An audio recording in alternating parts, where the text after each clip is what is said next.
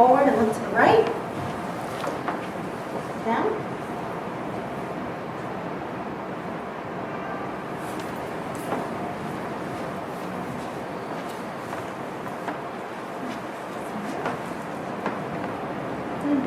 Hold the breath. Thank you.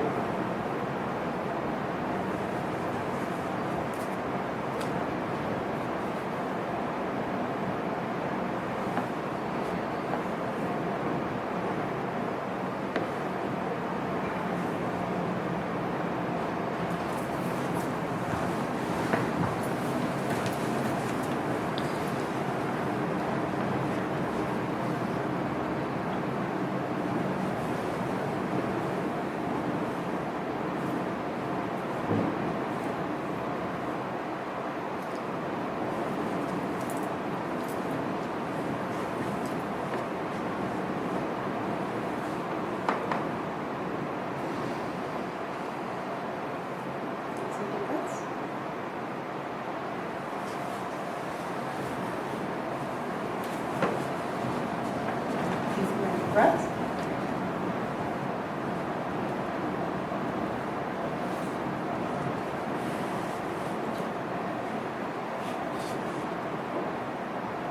Deep breath.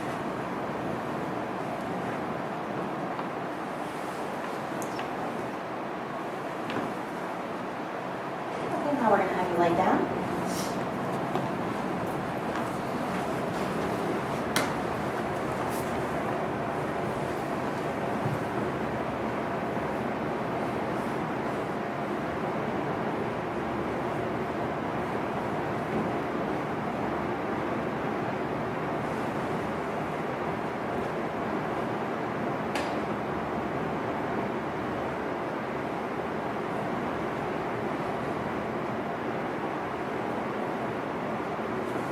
The third cranial nerve is the oculomotor nerve. We typically examine this nerve together with the fourth and sixth nerves. We begin with the pupils. If you could look straight ahead in front of you, and we'd like to look at your pupils. I need to lift your eyelids a little bit, may cause some blinking. And your pupils are approximately 3 millimeters round, symmetrical. I'll shine a light into the pupils. This may make you blink a little bit. And this one constricts briskly to about 2 millimeters, as does this one. And we do them together, looking at both pupils simultaneously, and they both constrict equally. Now, if you could look at the end of the pen light here and follow it in and cross your eyes as you do so. Again, looking for pupillary constriction. You look right here and the pupils constrict very briskly. Okay. So if you can look again straight in front of you. And in primary position, the eyes are stable. Can you look up to the ceiling? Can you look all the way down? Can you look towards your right and look towards your left? Okay, good for you. So the range of extraocular movements is full.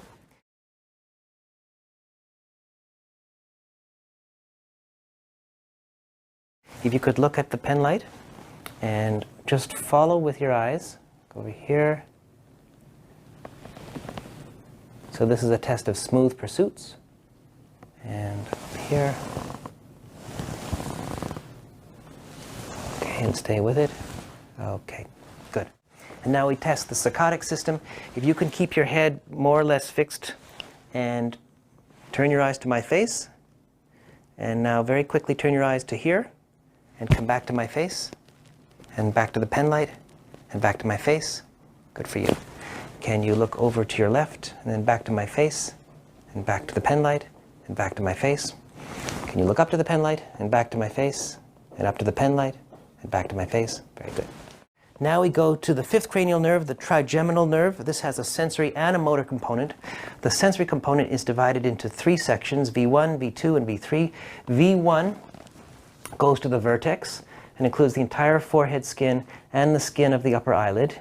V2 is below the eye and includes the nares and the upper lip in a band approximately like this.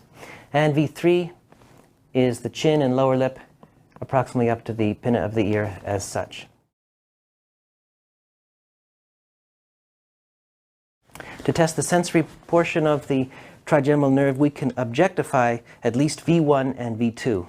The objective test of sensation for V1 is the corneal reflex. With your permission, I would like to take a little piece of tissue and just test your corneal reflex. If you could keep your head straight, but turn your eyes upwards and to the right. And I need to touch you very gently on the eye with this little wisp of tissue. And that is the corneal reflex. It triggers a blink. We can also objectify the sensation in V2 by the nasal tickle reflex. So for this one, I need to tickle you just at the nose, but it's an important neurological reflex. You felt that? Yes. You felt that? Yes. Okay. In starting the motor examination, we're going to, first of all, just look at the upper extremities. And the first thing we want to do is just stand back and look at the muscle bulk, any symmetries, asymmetry.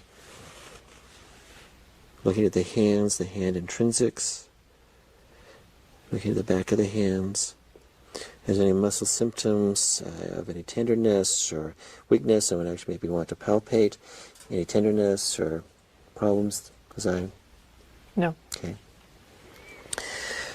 Good. We're now going to look at range of motion, and we'll go through range of motion as far as at the elbow. Just totally relax. I'm just going to wiggle your arm back and forth. And then look at range of motion of the wrist, back and forth, and look at supination and pronation. Just kind of wiggle back and forth. Very good. Look at this side again, range of motion, back and forth at the elbow, the wrist, supination, pronation. Very good. Okay.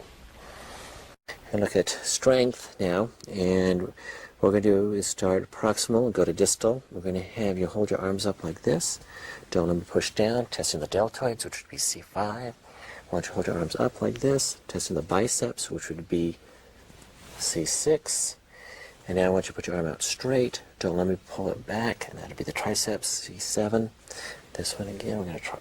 Very good. And now hold your wrist up. Don't let me push them down. There. Keep up there. That's C8. And down like this. Don't let me pull them up. Very good. And then hand grip would be T1. Squeeze tight. Very tight. Good. Don't let me go. And now let go. I want you to put your hands out like this. Spread wide, testing the dorsal interossei. Very good. You can also look at apposition of the thumb and the little finger. Put your finger there. Don't let me pull through. Good. Same thing over here. Great. And now I'm going to test reflexes. And we'll start with the biceps. And again, just let your arm just rest right there.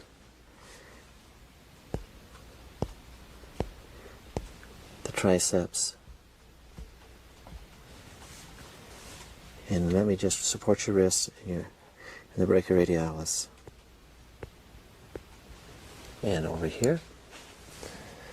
Again, just relax.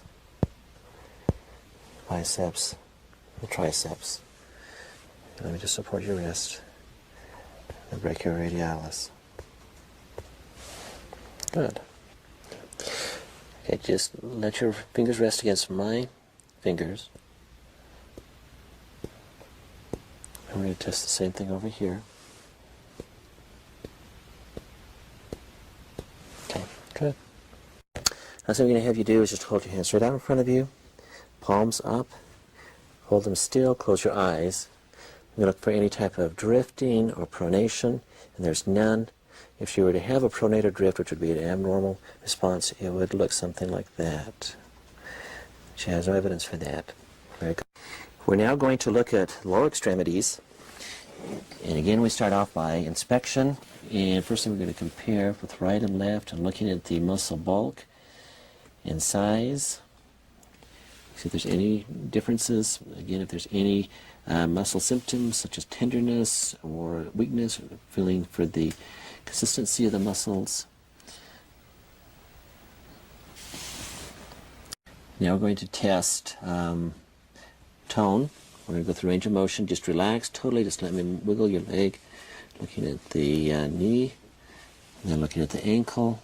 Just relax. I'm just going to wiggle your foot. Looking for any evidence for clonus, and there's none. Range of motion is complete and full. We look over the left side, going back and forward. You have the ankle, moving it. Just relax totally. No evidence for clonus. Very good. Now we're going to test for muscle strength. We're going to start at the proximal extremity and move to the distal, and start with having you lift your leg up. Don't only push it down. We're testing the iliopsoas, which would be L2. Now just relax. We're going to have you squeeze in with your knees and you push out, and testing the adductors, and then the abductors push out. Good. Now have extend the leg all the way up, looking at the quads. That would be L3. And now have you bend the leg back here. Hold it there. Don't let me pull it out. Testing the hamstrings, which would be about L5. And now have you bring your foot all the way up. Testing the anterior tibial, which would be L5. Now put your foot all the way down. Would be S1. And now we're going to position your foot down and in, and push out would be the posterior tibs. And now down and out the perineal muscles. Good. We're going to do the same thing over here. We're going to ask you to push your leg up like this. Don't want to push it down. Good. Let it relax. Knee out. Good. Hold it there. Don't let me pull it out. Good. Bring your foot all the way up and your big toe up. Don't let me push it down. Very good. Now push down on my hand. Good. And let me position your foot in. Don't let me push it out. Relax. I'm going to push it out. Don't push it in. Very good. We're now going to test reflexes and start with the knee jerk. Just relax totally.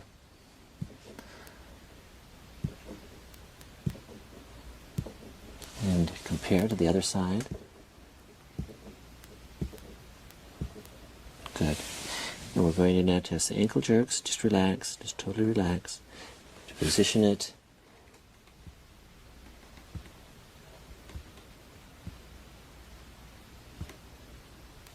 Good. And we're going to try the other side. Again, just totally relax.